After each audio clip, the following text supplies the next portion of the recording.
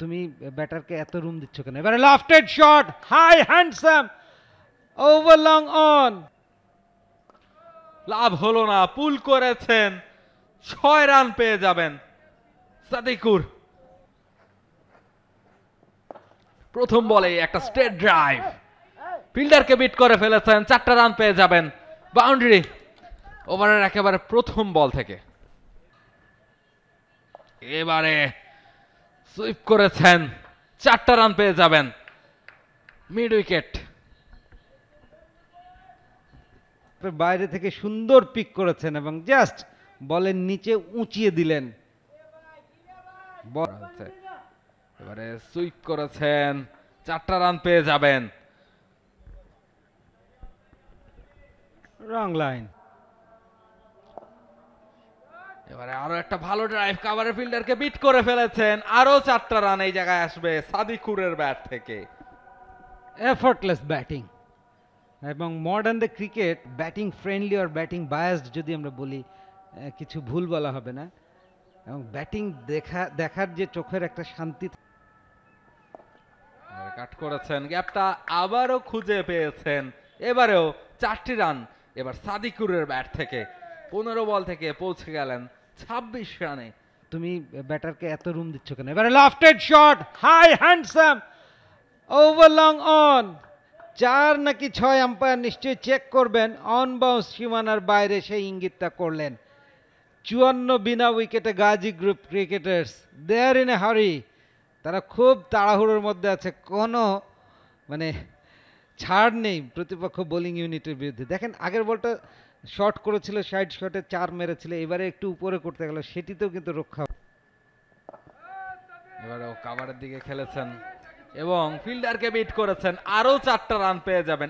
Effortless batting, what a beautifully timing shot, excellent from Sadikur. আমরা রিপ্লেটা দেখছি, দেখুন flighted delivery through the line, just punch through as cover, poor fielding from Rafsan at cover. এই লেভেলের ক্রিকেটে এই বলগুলো ডেফিনেটলি আটকা। লাভ হলো না, পুল করেছেন, 6 রান পেয়ে যাবেন Sadiqur. Wow wow, what a batting, just fraction of A shot. খুব দ্রুত দেখেন ব্যাকফুটে নিজের দেহের ওয়েটটা ট্রান্সফার করে নিয়ে একটা লফটেড শটস খেললেন, কর্নার বাউন্ডারি, ওয়াইড লং অনের উপর দিয়ে ফাইনাল ডেস্টিনেশন ছক্কা। আমি দেখছিলাম যে বৃত্তের বাইরে কোথায় কোথায় প্রোটেকশন আছে, লং অফ এবং ডিপ মিড। এবারে হুক করেছেন, আরো 4টা রান পেয়ে যাবেন এক্ষেত্রে। এবার অবশ্য সাদিকুরের ব্যাট থেকে এই 4 দিয়ে চলে গেলেন 49 রানে, মাত্র 26 বল থেকেই।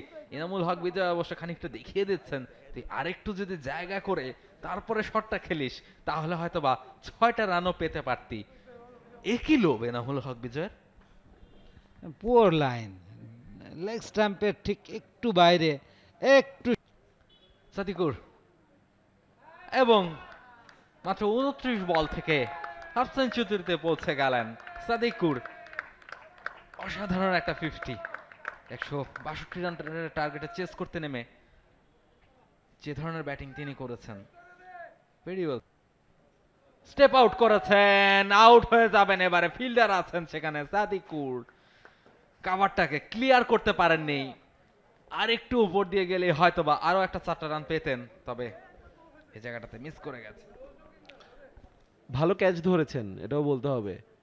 একটুখানি বাতাস দিয়েছিলেন বলে, ডাউন দ্য উইকেট এসে এক্সট্রা কাভারটা ক্লিয়ার করতে গিয়েছেন। ওখানে রাফসান অধিনায়ক, উচ্চতা রয়েছে তার, যার কারণে ক্যাচটা ধরতে পেরেছেন এবং খুবই গুরুত্বপূর্ণ একটা উইকেট সাদিকুর। তবে কাজের কাজ করে দিয়েছেন তিনি। 30 বল থেকে 50 রান করে ফিরে যাচ্ছেন